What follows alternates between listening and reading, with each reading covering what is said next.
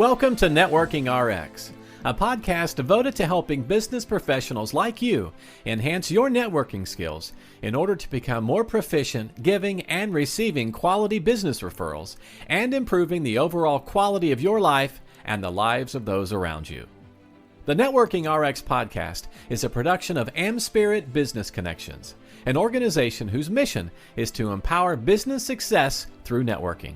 Welcome back to the Networking RX podcast. I am your host, Frank Gagan, founder and president of AmSpirit Business Connections. Today we have another great guest. As our ongoing subscribers know, often on this podcast, I will be sharing ideas and insights, best practices on networking. Occasionally, I will be interviewing a guest, awesome and interesting people who will share their story, answer some questions, talk about business relationships, professional networking. So that's one of those days. Today I have on with me a woman who is very accomplished. She is releasing a book. The title of the book is The Resilient Leader, but her past includes being an attorney, being an entrepreneur, being an executive coach, a success coach, speaker trainer, author. And here we're getting to some unique territory here. She was the boat captain of a 100-ton boat and a professional rescuer, and she has survived not one. Most people out there watching on TV doesn't count. She survived 2 hurricanes. Christine Perakis, thank you for being here today. So we have a lot to cover. I know. We're just going to be able to scratch the surface of my resume. We're not even going to touch it. Yeah. Well, and that's fine because I do want to get into some of the things you talk about in The Resilient Leader, but I've never had a boat captain on. I mean, well, that's the thing. But 100-ton boat, I mean, that's... it's about 100 feet. People ask me that all the time. You know, it's about a ton of foot, you know, and I'm licensed at that. So the Coast Guard recognizes my skills acumen and has licensed me to run 100-foot vessels. So, yeah, so I have run, 80-foot boats. I have my own boat under 50 feet. And, it's always been a passion. I've been a sailor all my life, and the water and the ocean and yacht racing, all these things are a passion. And my view of life is the things we're passionate about, I want to have a level of mastery. And to me, the best way to achieve that is to learn how to teach something or achieve a certain certification or licensing. So I've had a handful of those things. I've been a licensed ski instructor, a yoga teacher, a professional rescuer, as you know, on ski patrol. And, as I told you, I just got my life insurance license because I'm on a new mission in terms of wealth education. So I'm totally impressed. I'm totally impressed. I have a law degree, an MBA, and a CPA. I thought I was accomplished. This is so eclectic. And I never sat for the CPA. I have an accounting degree, undergrad degree, and it was a choice between law school and graduate school or CPA, and I went the other way. Yeah, well, a lot of paper to line the shelves with. That's what I always say. I don't have those things posted behind me in my office. Now, you're in Marina del Rey near LA. Yep. But hurricanes are an Atlantic Ocean thing, so you must. They are. I had no experience, right? I was so complacent. It's the number one rule of seamanship: complacency kills, right? Yeah. I mean, as a professional mariner, of course, I'm sensitized to weather and conditions, and I'm looking out I've done offshore deliveries or been days from land. And, out on a boat, there are certain things when you do. And in fact, on my first book, the back of the book cover, it's a quote that's in my LinkedIn profile, actually, that weathering the storm requires the partnership of an experienced navigator and a captain. And who would have thought that the biggest storms I would ever encounter would be on land? And so, that's the thing. So I have no experience. I have earthquake experience. I have devastating fire experience. And quite frankly, I'm a magnet for catastrophe if you would look at it a certain way.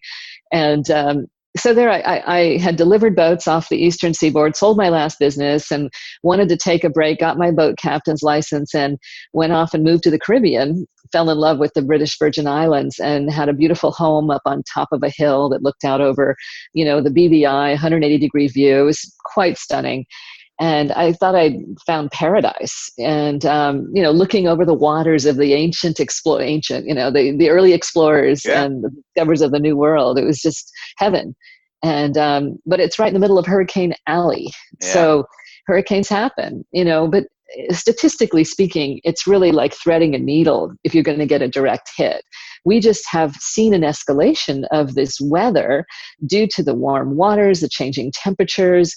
And so the storms have escalated. And our storm, the first one, Hurricane Irma, came through, was the most powerful storm that ever struck the Atlantic Basin at that time.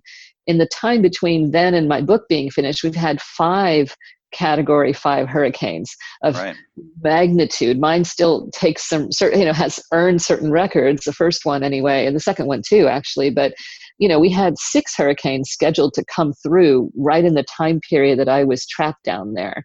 And 2 weeks later to the day, we had our second Cat 5.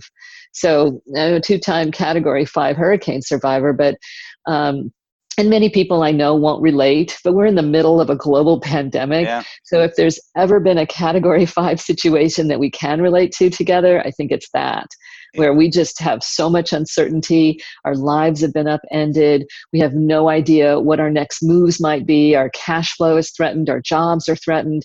Everything is under attack by an unseen enemy that we cannot control. And so we have no one to blame, except maybe someone who violates social distancing these days. But, so I consider those Category 5 level events. And that's what I wrote my book about, was to really help people understand, that there are certain things we can do in a Category 5 situation. And it's any number of types of things that happen to us. And right now we're in one, so maybe we can relate. But, it's divorce, it's financial loss, it's business failures, it may be having a child or starting a business can be a Category 5 situation that we want to shore up for. So I talk about it in the 7 barometers of resilience in my book that I've identified were, to me, the key strategies that were enabled me to get from what was a truly traumatic, hellish experience that I had put myself into. And I'll tell you really quickly, we saw this coming. It was, it's not a surprise when a hurricane strikes, but there's the point at which you can't do anything, right? They shut down the ports, you can't go anywhere. And, there's a part of me, I'm a professional mariner, I can handle this. I've got the gold standard of hurricane protection on my windows and doors. And, this is a place where everybody's prepared for hurricanes. And quite often they make a pivot. So you don't ever see the ones that they're threatened to come. And I was with friends the night before. I'd spent the whole day. My place was shored up and protected. And I was helping friends the whole day before. And that night we had dinner together and watched the last weather reports at 11 o'clock. And I left alone. And it took me months to realize that I was the only person I knew who'd gone through that storm alone. Yeah. So I went home cozy and comfy and had I had food, I had water, I had, cash and gas, things that we had to know. I have a mariner's checklist of survival tools, at my fingertips. And the storm came and brought us all to our knees. It tore the roof off my house. I was left trapped for almost 24 hours with no idea how I was going to get out. I had no communications, no plan for rescue. I didn't know my own neighbors. And I'm sure there are people who can relate to that. How many of us actually have relationships with the people that are living all around us? Yeah. My friends were down the road or offshore, and nobody could do anything for me. And, that was the biggest lesson of the storm is, I'm a socially connected person. I have communities of people that share my passions, my sailing community and the hiking groups and the people that I'm entrepreneurial groups and people that I know and love and are great friends. And even on the island, that we're great friends, but nobody could be there for me. And so I had to wake up to the fact that my thousands of social media followers and connections could not be there. That was not a, quote, real community for me when it came to a Category 5 situation. Right. And I was utterly unprepared and complacent about who I was in the world and how I was conducting myself. So, thankfully, I was rescued from that, the next day. by happen chance, somebody that I just, was able to flag down through the wind had torn a little piece of metal off the one window where I could lift the window up and scream outside. We just waited until somebody was around, and people had all, 85% of the housing was destroyed on my island. So eventually people were around out in this because they had nowhere else to hide. There's no place to shelter. So, I really had to take stock.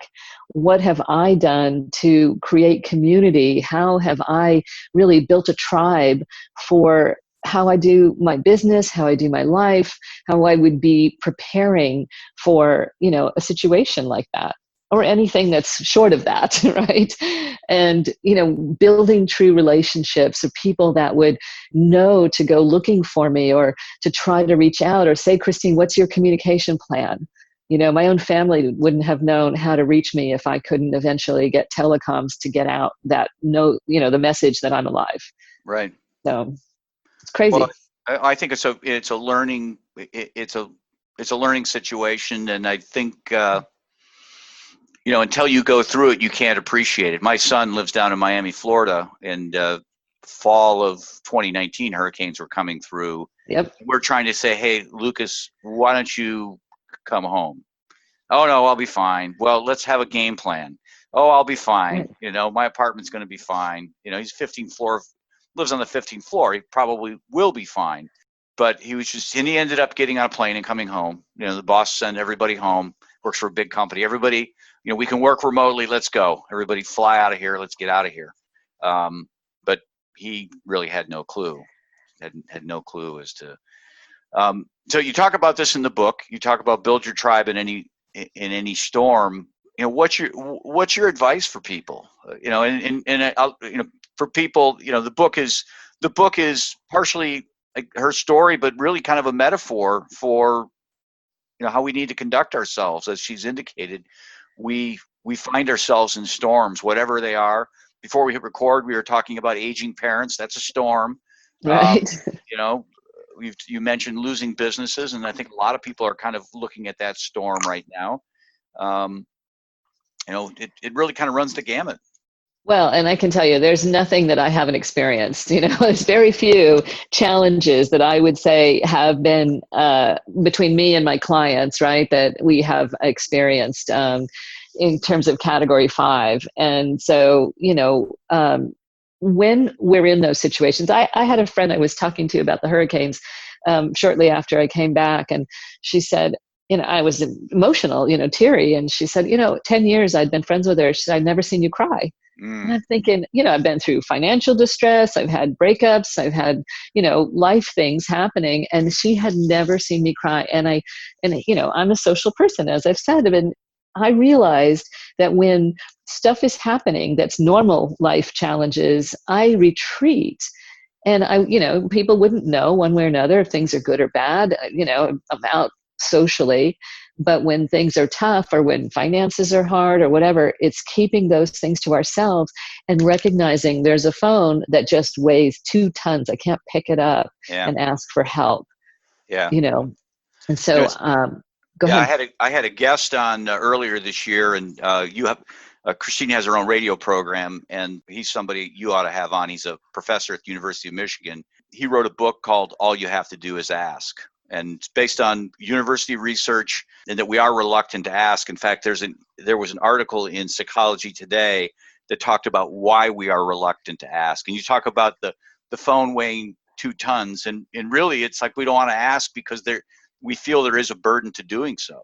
We're ashamed. We're afraid to be vulnerable. We don't want people to think we don't have it all together, that we were fearful that, I was probably one of them, thinking that I have to have and people pay me well to have all the answers. I've been a lawyer, a business advisor my whole career. And so, God forbid, I don't have it all together. I don't have an answer for my own situations, but who among us can see our own eyebrows? Yeah. And who would have said to me, Christine, hey, are you sure you want to go home alone? Right? People are thinking about their own issues. One of the most powerful, strongest, longest standing resident of the BVI turned to me that night and said, I'm scared.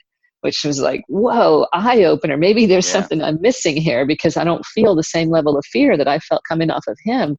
And lo and behold, his house stood up, through that. Mine did not. And so, that's the kind of thing that we are just going through sometimes with blinders on, thinking that because we've survived everything else, that we're going to survive this one. Right. But each time can bring us to our knees. What's it going to take to come back from? So I've been doing a lot of research about this in the writing of the book, and understanding loneliness. The landmark studies show that 40% of our population has no one to talk to. And I never thought I was one of them until I had no one to reach out to when I was physically incapable because of no telecoms, no internet. Imagine, what can you do when you have everything taken away from you? And so it's, how do we live our lives when the seas are calm, that really dictate how well we can weather these. And so I'm urging people to think about, who is your tribe? Who are your go-to people? And what's the first step to take to become somebody who will be there for others so that others will be there for you?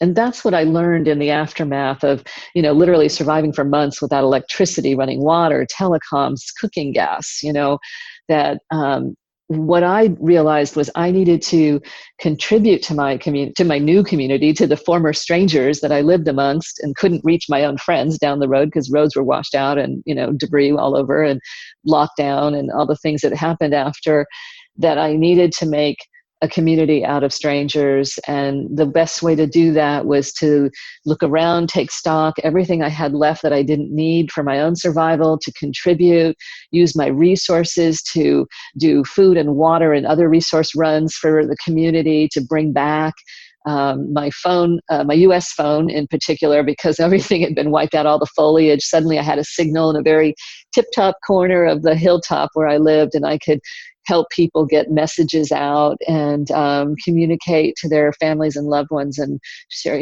get news. And so it's taking action to help others is how I got people to help me. And I think most of us have that muscle pretty well developed, which is being of service, especially in a category 5. But we have to keep doing that in the non-urgent situations to become somebody that people will say, hey, can I help you? Or what do you need right now? And you'll see that in a lot of networking books. They'll talk about, offering, if there's anything I can do for you. And coming from, a place where people often say, if you travel abroad, people will say about Americans, oh, we're all so friendly, we invite you to our homes, and we don't really mean it. So we need to learn how to offer things up that we actually mean and to step behind them with our actions, not just our words. Well, the other thing I'm taking away from what you're talking about is sometimes we kid ourselves that we are well connected, and we might be, but are we? It's kind of like a sprinkler, right? You have a sprinkler. The place that gets the least amount of water is right next to the sprinkler, so the people we know are the people we live closest to. And we all need to take the time to reach out. And, I know who the people are across the street and next door, but I don't interact with them. And maybe we need to do more of that. Yeah. Let's have a beer. Well, or the people right next to you, right? I told the story of my friend of 10 years. I have another one. I had a friend who was a boat captain, very high level and 1,600 ton, and by the way. And when I got my license, I was longing to have his help to guide me through the process, because it's so arduous to get a boat captain's license. And after the fact, he said, yeah, I just thought you wanted to do it on your own. So you want to be able to show that you could do it. And I was thinking, are you kidding me? To myself, I didn't say to him, but it's like, it's not his fault, right? But the idea that, I want to prove something is another message that we tell ourselves that's a fallacy of, does it mean more if I've done it myself the hard way? Because I've done it all the hard way, and suffered through to get to where I'm at. But it doesn't have to be like that. No, I totally agree. Let's switch gears. Let's talk about your business real quick. You got this book coming out, and I've said on this program with numerous other authors, nobody makes a living selling books unless your name's Bill Clinton or something like that. You talk about your coaching business and the things that you're doing. And certainly I want people to have the opportunity to be able to reach out to you if they're interested.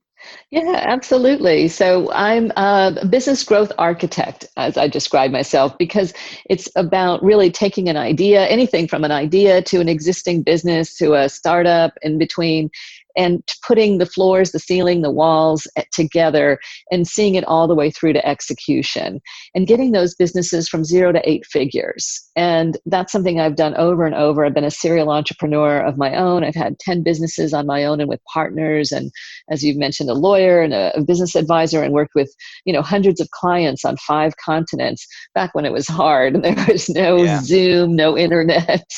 And, so it's really for me about people who are, entrepreneurial minded, creative visionaries, and just recognize that they don't want to go it alone. My biggest prescription in life is don't go it alone, because it's the lesson I needed to learn. So I do that for others, providing that kind of support and stability and foundational pieces to have them achieve beyond their own expectations. And that's the joy of it, is really exceeding what everybody is hoping to set out to do. How would somebody get a hold of you? They want to work with you, they want to talk to you, pick your brain? Yeah, ChristinePerakis.com. Okay. Hopefully people will, is there show notes? So I will put it in the show notes, Perakis. And I will spell it. Okay, excellent. I may struggle saying it, but I'll spell it correctly. You'll do fine. Yeah, so ChristinePerakis.com. You can get a link to my book there. And I would love to, hear what your challenges are, and tune into Career Invincibility is my new upcoming radio show. So I look forward to hearing about your stories as well. All right. Well, I appreciate you being on today, Christine. Thank you so much, Frank. It's been a blast. Take care, everybody. Thanks for joining us on the Networking RX podcast. Please put what you've learned into action today and let us know if you have questions, comments, or ideas for future topics. You can email them to us at podcast@amspirit.com. That's AmSpirit.com. Finally, so you never miss an episode, be sure to subscribe to the Networking RX podcast through iTunes, Overcast, or however you receive your podcasts. Now get out and network with someone. The Networking RX podcast is the copyright production of AmSpirit Business Connection. All rights reserved.